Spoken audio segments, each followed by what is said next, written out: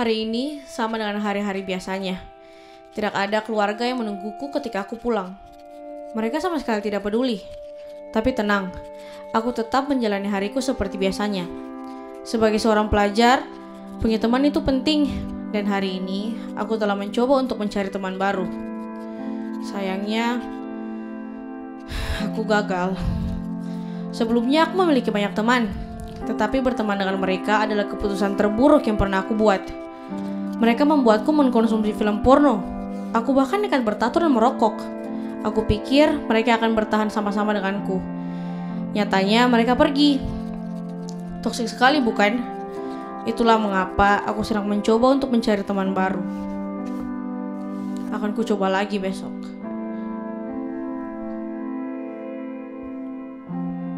Hey, I'm back. Hari ini biasa saja. Bangun pagi, siap-siap untuk belajar, kerja tugas, datar-datar saja. Tapi sesuai janjiku kemarin, aku mencoba untuk mencari teman baru. Ternyata susah ya untuk mendapat teman baru, terkhususnya untuk orang yang memiliki sejarah buruk sepertiku. Aku bahkan gak yakin ada yang mau menerima aku apa adanya. Di rumah pun biasa saja, tidak ada yang spesial. Tapi overall, aku berhasil jalani hari ini dengan baik. Kita lihat saja nanti, apakah selama 2 minggu ke depan aku bisa mendapat teman baru ataupun circle pertemanan yang baik. We'll see.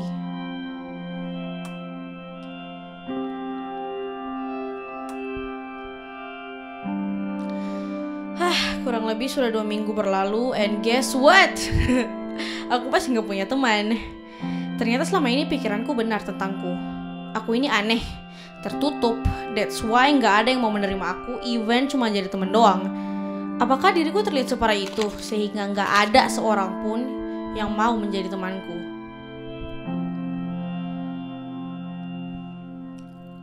Keluargaku selalu bilang kalau aku ini harus mengubah diriku menjadi lebih ekspresif. Kata mereka, aku ini anak aneh, aku ini anak yang rusak, shame bagi keluarga, pantas saja gak punya teman. Dan ternyata mereka benar tentangku. I guess I'll be by myself from now on. Ya sudahlah, lagi pula aku bisa bertahan sendiri. What could be possibly happen anyways?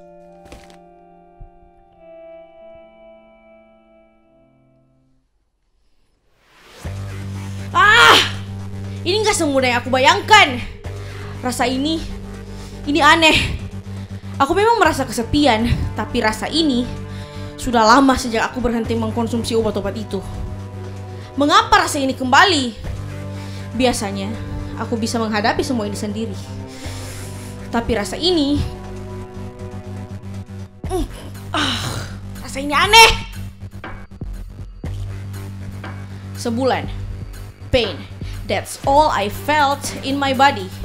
Rasa sakit ini membunuhku perlahan-lahan. Selama ini apa yang mereka bilang tentangku itu benar adanya. Aku sudah tidak sanggup lagi. Aku harus minum obat itu. Tapi sama saja, rasa sakit ini tak pernah berkurang. Saat bertemu orang-orang di luar pun, aku merasa rusak. Mereka bahkan gak sadar aku ada di antara mereka. Hidup ini gak adil. Keluarga pun tidak peduli dengan keadaanku. Mereka berkata, aku pantas mendapat hidup seperti ini. Di saat aku ingin berteman dengan orang lain, mereka anggap aku orang aneh.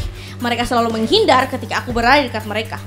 Mengapa orang-orang di sekitarku gak mau menerima diriku?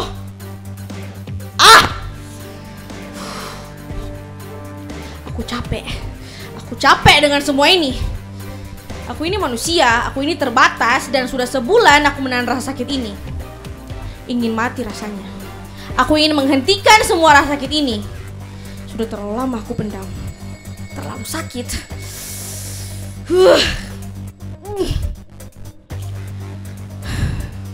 Mungkin jika aku tidak berada di dunia ini, semua rasa sakit itu akan sirna. Pasti sirna.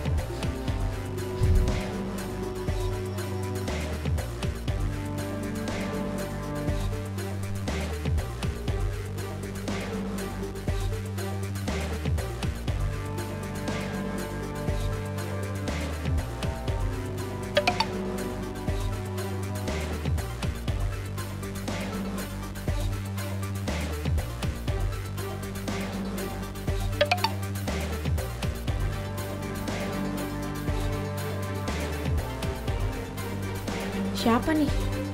Henny? Mengapa dia meresponi statusku? Bukannya tidak ada orang yang peduli denganku? Tapi, mengapa dia peduli? Mengapa dia care?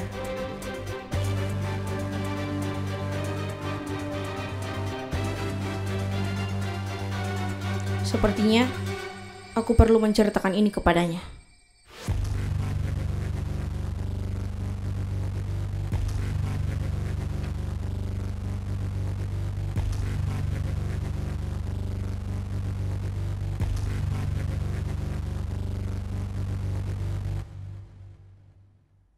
Gak ada yang bisa nerima diri kamu kalau kamu belum bisa nerima diri kamu sendiri. Kalau kamu terus mempercayai apa yang orang bilang, apa yang ada di pikiran kamu gak bakal sembuh. Satu hal yang harus kamu tahu, ada satu pribadi yang bisa nerima diri kamu apa adanya, Yesus. Even masa lalu kamu gak baik dan orang-orang di sekitar kamu gak mau nerima kamu, Dia tetap sayang sama kamu. Baca buku ini. Ayo bangkit. Terima diri kamu sendiri. Sayangi diri kamu sendiri. Kamu itu dikasihi. Yesus mengasihi kamu lebih dari apapun. Ayo bangkit. Jangan menyerah. Tuhan punya rencana dengan hidup kamu. Dia mengasihimu.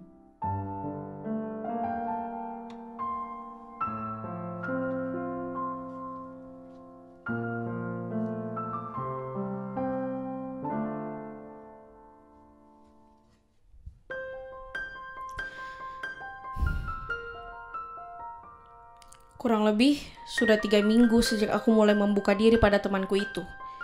Aku belajar untuk membangun hubungan dengan Tuhan, and here I am right now.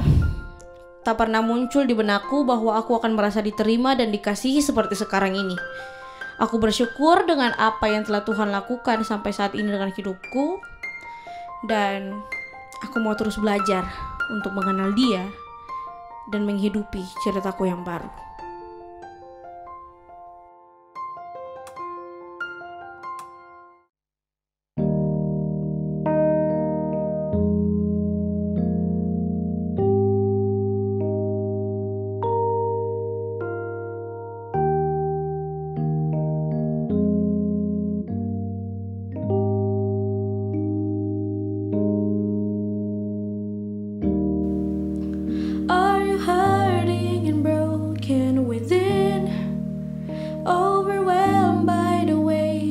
Your sin, Jesus is calling. Have you come to the end of yourself?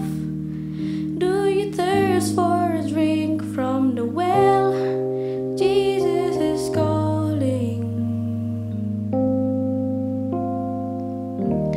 Oh, come to the altar. The Father's arms are open wide.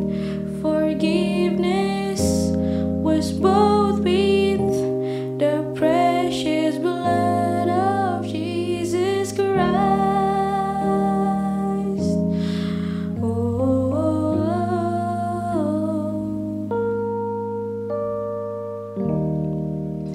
leave behind your regrets and mistakes. Come today, there's no reason to wait. Jesus is calling. Bring your sorrows and trade them for joy. From the ashes a new life is born. Jesus is calling. Oh, oh, come to the altar.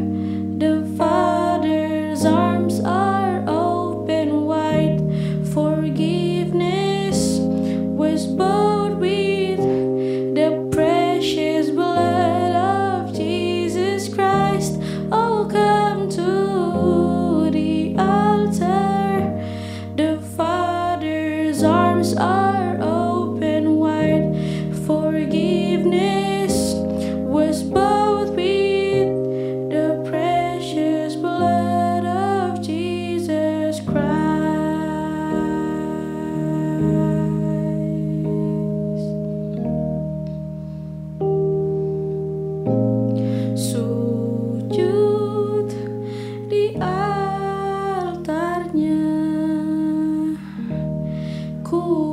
bawa hidupku,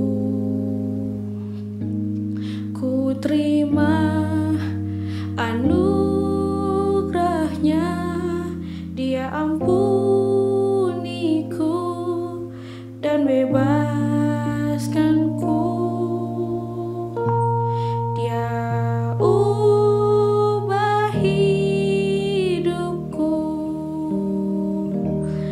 baharui hatiku,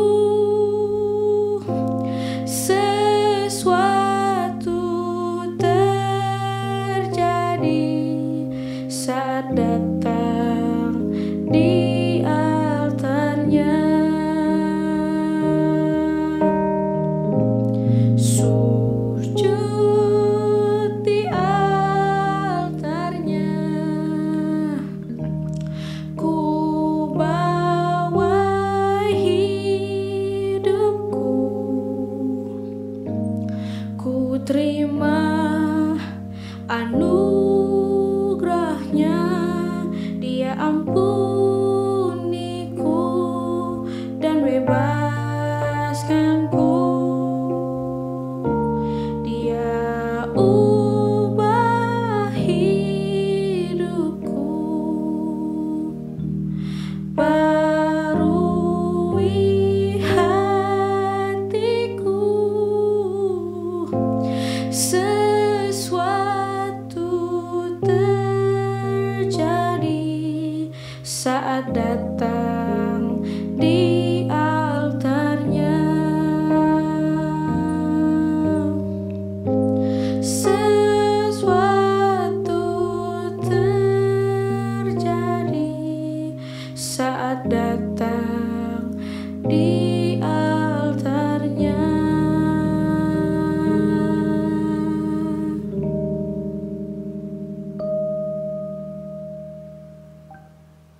Halo teman-teman, kembali lagi dengan saya Gillian dan hari ini saya sudah bersama juga dengan Kak Bobby. Tentunya kita akan ngobrol-ngobrol dengan Kak Bobby teman-teman seperti bulan-bulan yang sebelumnya. Dan mungkin sebelum kita mulai, Kak Bob. Siap. Selamat malam dulu nih Kak Bob. Malam brother. Oke teman-teman, bulan lalu kita belajar tentang bagaimana Tuhan mati bagi kita. Kebetulan waktu itu adalah bertepatan dengan momen Paskah. Dan kita sudah belajar bagaimana Tuhan mati bagi kita, menebus kita dari kehidupan yang lama dan semua telah Dia lakukan. Dan teman-teman kalau mengikuti dari pertama tadi, ada satu film pendek yang dibuat khusus oleh tim kami untuk kita lihat sama-sama. Dan singkatnya film itu bercerita tentang kehidupan seseorang yang dia kemudian memutuskan untuk berubah dari kehidupannya yang lama setelah dia membuka diri kepada temannya, kemudian terjadi pemulihan atas hidupnya. Nah sekarang teman-teman kita akan ngobrol bersama Kak Bob. Siap bro. Tentang bagaimana sih Kak Bob kita yang sudah memutuskan untuk berubah mengikuti Tuhan, bertumbuh dalam kebenaran, gimana sih caranya supaya kita bisa bertumbuh dalam Tuhan? Wow, berat juga ya pertanyaan itu. Tapi ya kita ambil ke semua hal dari kehidupan yang real tiap hari. Dan kakak juga akan ngomong hal-hal yang praktis yang memang dari kehidupan hari-hari. Nah, yang pertama yang kita nggak boleh lupakan apa yang udah dari bulan lalu kita bahas tentang bagaimana Tuhan mati buat kita. Mati untuk kita, menggantikan kita yang seharusnya mati. Gitu kan? Nah, langkah selanjutnya setelah kita menyadari kalau Tuhan menggantikan kita, menebus kita dari dosa, langkah yang seharusnya kita ambil sekarang adalah yang paling pertama, bertobat. Bertobat dari kehidupan kita yang lama. Bertobat adalah hal yang paling utama untuk kita lakukan dan ini adalah hal yang paling penting untuk jadi langkah pertama untuk pembaruan yang terjadi dalam kehidupan kita. Dan ini penting. Secara rohani, hal yang paling utama dalam kehidupan kita adalah roh kita. Semua hal yang ada di dalam diri kita itu yang ditebus sama Tuhan. Gitu. Sebenarnya jiwa kita itulah yang ditebus sama Tuhan. Berarti hal yang paling penting itu adalah bagian dari dalam hidup kita. Nah, Karena itu kita harus menerima Tuhan yang secara spiritual, yang secara rohani, kita harus terima dia sebagai Tuhan dan juru selamat dalam kehidupan kita. Dan ini adalah langkah yang harus diambil buat setiap orang yang lagi mau benar-benar ngejalanin kehidupan berubah di dalam Tuhan. Oke, siap. Menerima Tuhan sebagai Tuhan dan juru selamat dalam kehidupan pribadi, mengundang dia berkuasa dalam diri kita. Dan hari itu kita meninggalkan semua kehidupan yang lama. Iya. Nah, itu hal yang paling pertama harus kita lakukan. Oke, Kak Bob, itu menarik Kak Bob, karena saya menemukan beberapa kali ngobrol dengan teman-teman dan juga dulu waktu awal-awal bertobat juga pernah ngalami seperti itu. Dimana ketika kita sudah memilih untuk bertobat, kita sudah memilih untuk lahir baru, memilih untuk saya mau mengikuti Tuhan, mau satu kehidupan yang baru, tapi kemudian dalam perjalanan saya jatuh. Itu dari diskusi dengan beberapa teman juga, ada yang bertanya, kakak gimana sih caranya ini saya mau bangkit, saya sudah bangkit tapi jatuh lagi. Itu gimana Kak Bob? Kita mesti hal itu. Kita mesti perhatikan fokus kita kali. Ini mungkin ini hal yang paling penting untuk semua orang. Kenapa kita begitu gampang sekali terpengaruh dengan kejatuhan kita dibandingin apa yang kita udah jalanin bersama Tuhan dalam keselamatan yang Tuhan buat dalam diri kita. Kita mesti memperhatikan, jauh lebih penting adalah yang kita perhatiin adalah apa yang sekarang kita lagi jalanin bareng Tuhan. Oke, kasih contoh ya. Secara pribadi punya kebiasaan bodoh paling banyak kakak gitu. Kakak punya bapak rohani di sini. Dan secara pribadi waktu itu ada punya keterikatan.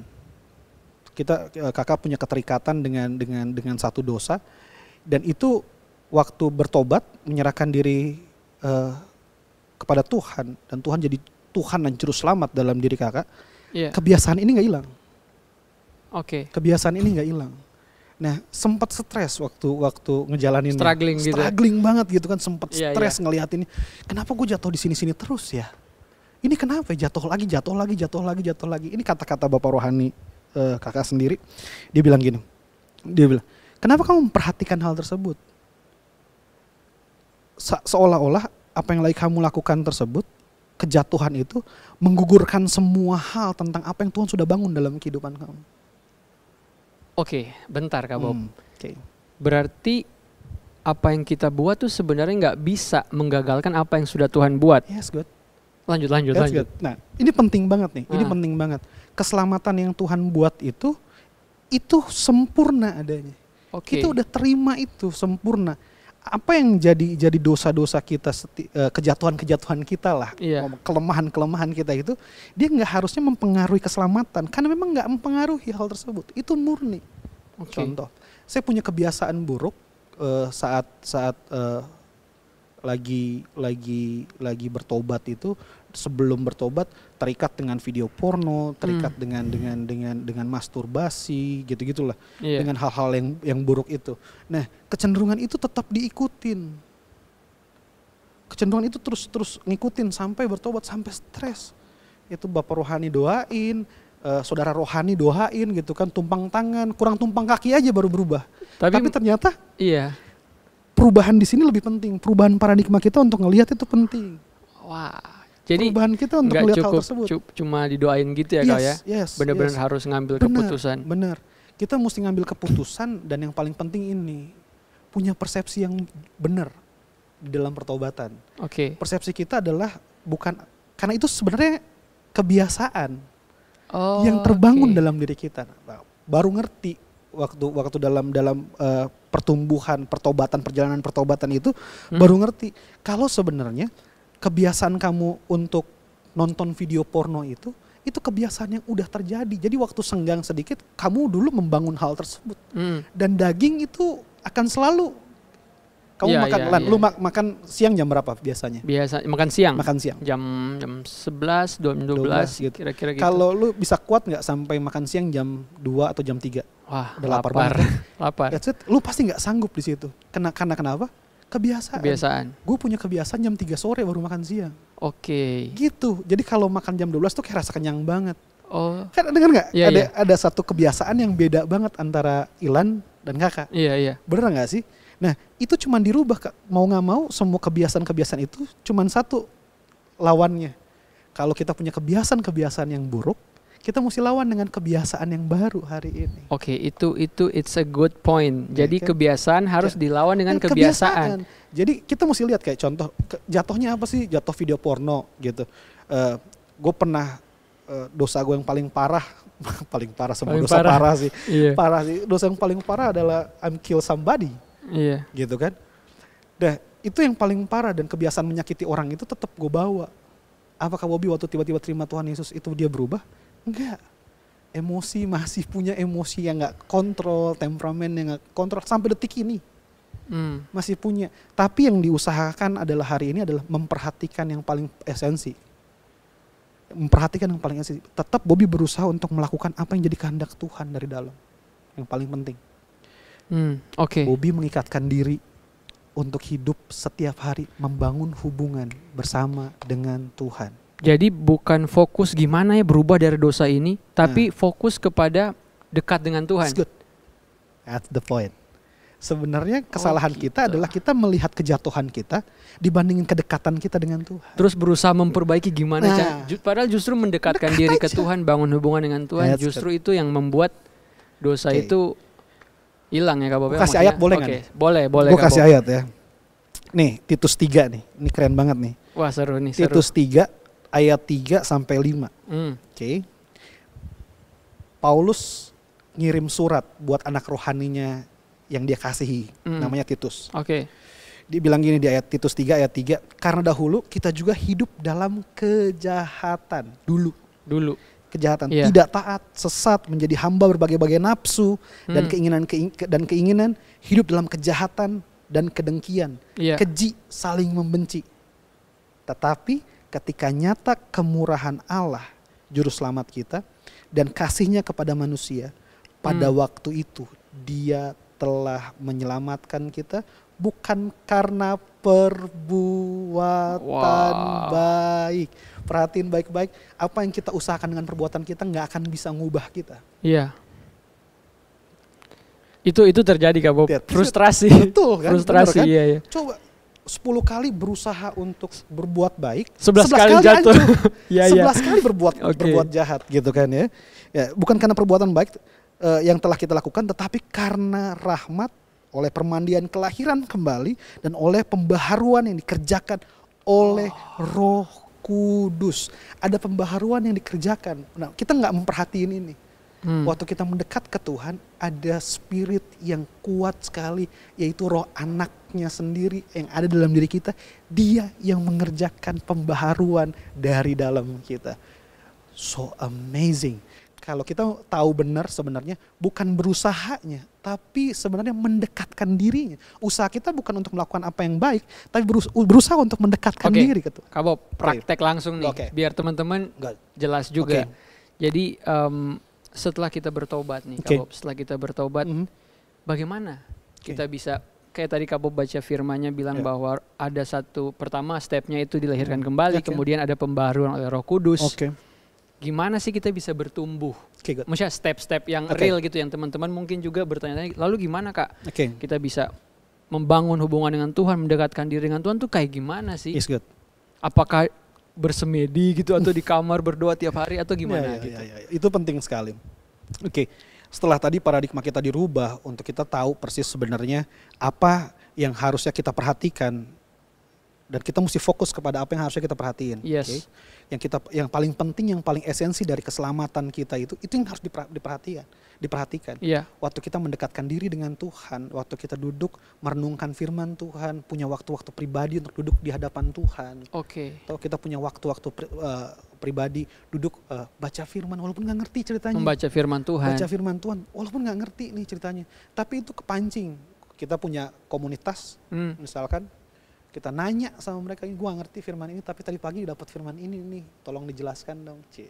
Itu membangun satu kebiasaan-kebiasaan yang baru. Bentar, saya daftarkan tadi Kak Bob bilang. Pertama, mendekatkan diri dengan Tuhan tuh langkah-langkahnya seperti punya waktu dengan Tuhan, waktu khusus dengan Tuhan, yang kita biasa sebut itu kan saat teduh, kemudian baca firman, dan ada komunitas juga, Bob ya, yang bisa menguatkan. Nah, ini jauh lebih penting. Di dalam pertobatan pertama, saya nggak tahu tentang firman Tuhan kan, kakak nggak tahu tentang firman Tuhan. Komunitas punya kakak rohani, punya bapak rohani di komunitas itu membuat semua ketidaktahuan, semua kesulitan dalam pertumbuhan itu bisa kejawab di situ. Kenapa? Orang-orang ini adalah orang-orang yang sudah mendahului kita dalam pertobatan tersebut. Mereka ngalamin struggle yang sama, mereka hidup dalam keterikatan yang dulu pernah ada dan sekarang mereka lagi berubah. Mereka tahu bagaimana lepasnya. Nah, dalam komunitas ini hal yang paling apa ya?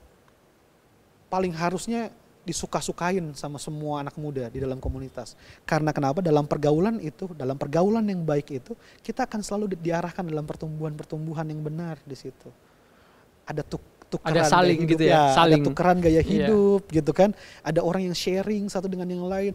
Dalam ketidakkuatan ini nih yang paling, gue gak kuat nih ngadepin ini, gue gak kuat ngadepin dosa ini. Nah, Kak Bob, ini menarik soal tadi Kak Bob bilang komunitas saling, terutama di masa pandemi ini Kak Bob. Soalnya kita kan nggak bisa terhubung secara langsung nih ceritanya, dan pasti banyak mungkin teman-teman juga yang istilahnya isolated gitu, maksudnya terpisah dari yang lain, dan kemudian dia juga tak tahu mau bicara dengan siapa. Kayak video yang tadi teman-teman yang kita lihat juga Kak Bob ya, ada salah satu teman kita, sebenarnya itu video ilustrasi. Ada satu teman kita yang menggambarkan kehidupan anak muda di mana dia sendirian. Dia struggling dengan pikirannya sendiri, dengan dosanya sendiri, dan tidak tahu mau bicara dengan siapa gitu. Betapa pentingnya komunitas ya Kak Bob ya. Betul banget. Nah, seharusnya semakin mudah ya waktu kita di dalam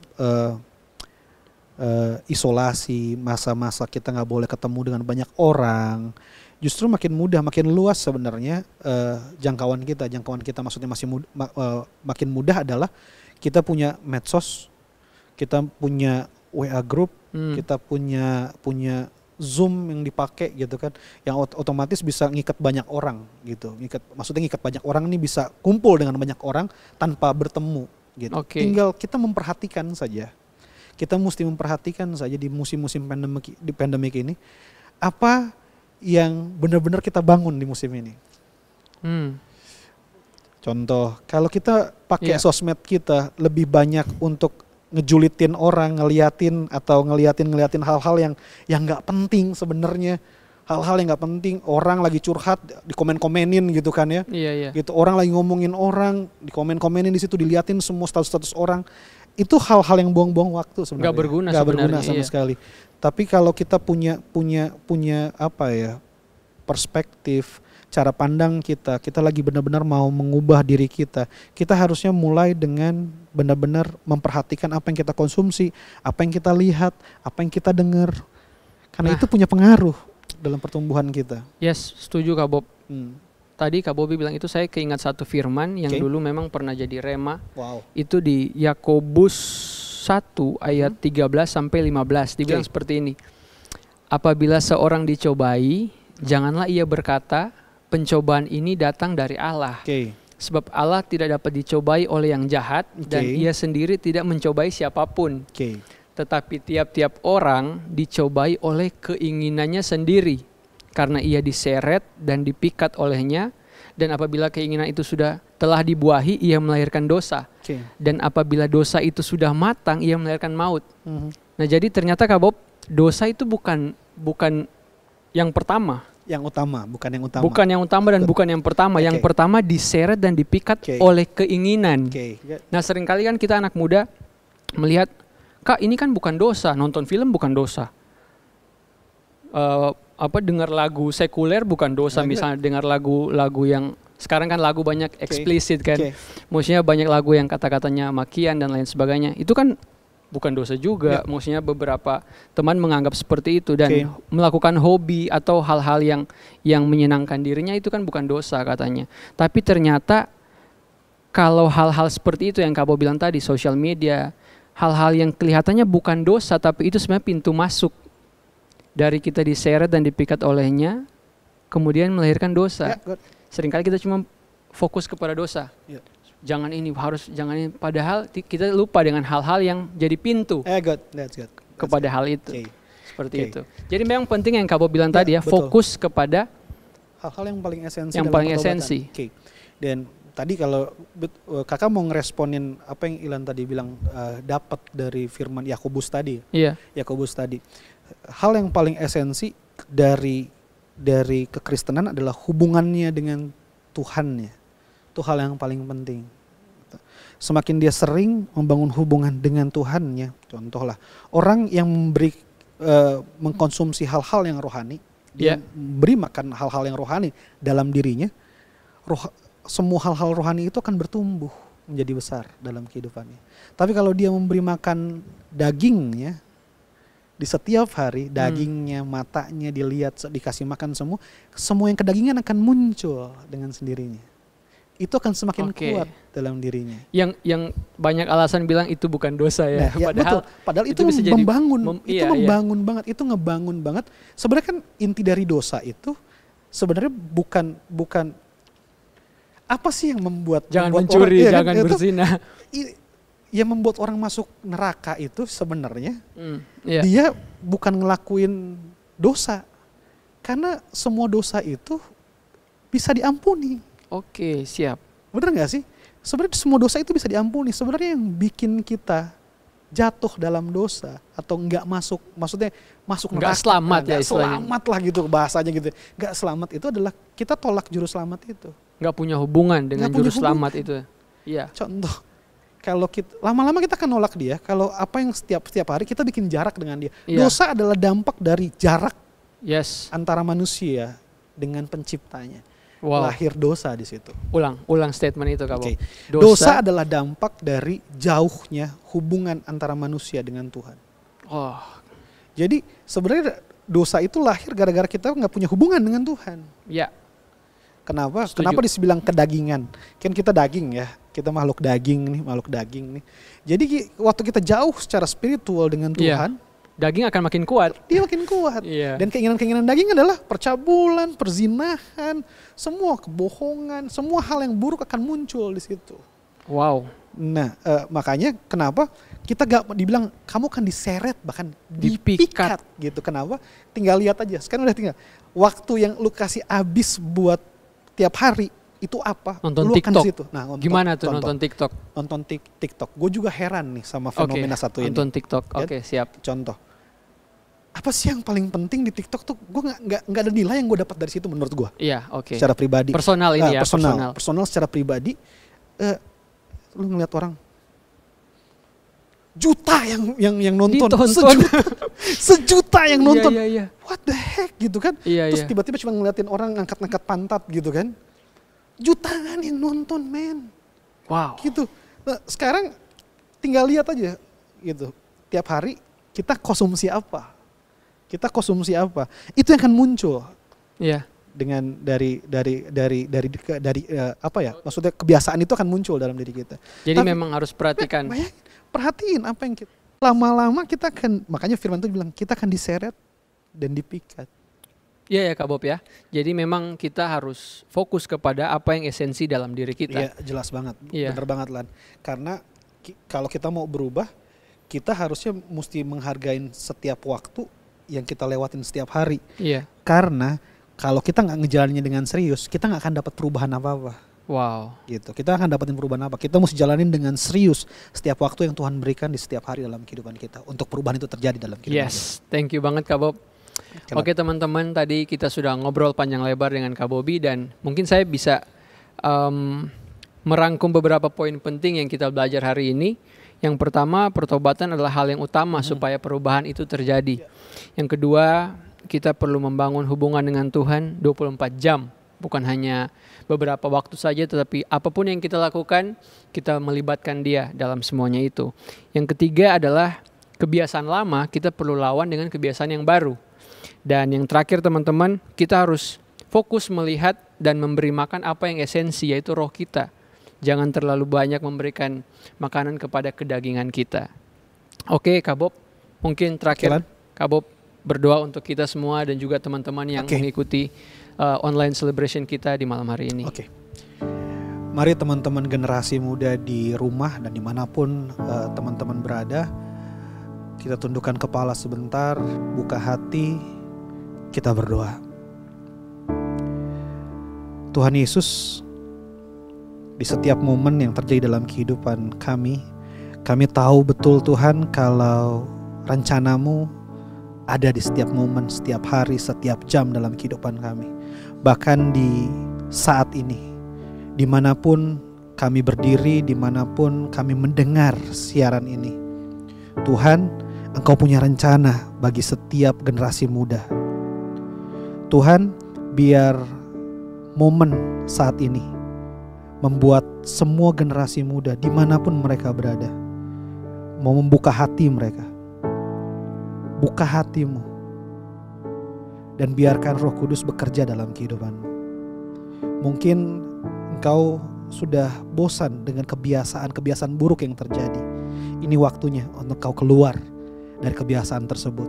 Mungkin engkau sudah jenuh dengan keterikatan yang terjadi dalam kehidupanmu. Entah itu pornografi, entah itu free sex, entah apapun itu dalam kehidupan kalian. Ini waktunya untuk membuka hati. Terima Tuhan, perhatikan Dia di dalam. Terima Dia sebagai Tuhan dan Juru Selamat dalam kehidupanmu. Dan izinkan Dia bekerja dari dalam untuk memberikan pengaruh yang positif, pembaharuan itu dalam kehidupanmu. Hari ini Tuhan bertahtalah dalam kehidupan mereka. Tuhan bertahtalah dalam setiap hati anak-anak muda. Dan berkaryalah dalam kehidupan mereka. Setiap keterikatan dosa hari ini diputuskan di dalam nama Tuhan Yesus. Setiap orang-orang yang merasa kalau setiap saat jatuh terus di dalam dosa yang sama, hari ini bangkit engkau. Keluar dari keterpurukan itu di dalam nama Tuhan Yesus. Aku berdoa buat setiap pemikiran manusia yang menentang pengenalan akan Allah hari ini di dalam nama Tuhan Yesus. Terbebas oleh hikmat Tuhan dan firman Tuhan yang sudah didengarkan. Di dalam nama Tuhan Yesus aku menguduskan setiap generasi muda. Hari ini kau bebas. Ambil langkah untuk hidup di dalam Tuhan. Dan melakukan segala sesuatu dengan benar dalam kehidupanmu. Tuhan Yesus diberkati setiap kami semua dimanapun kami berada. Dan di dalam nama Tuhan Yesus kami telah berdoa dan mengucap syukur kepada Bapa di sorga. Haleluya. Amin. Thank you so much Kak Bob. Thank you so much. Oke teman-teman. Ada beberapa info buat teman-teman yang mungkin mau bergabung bersama-sama dengan kita di komunitas. Biasanya kita fellowship di hari Kamis jam 7 malam.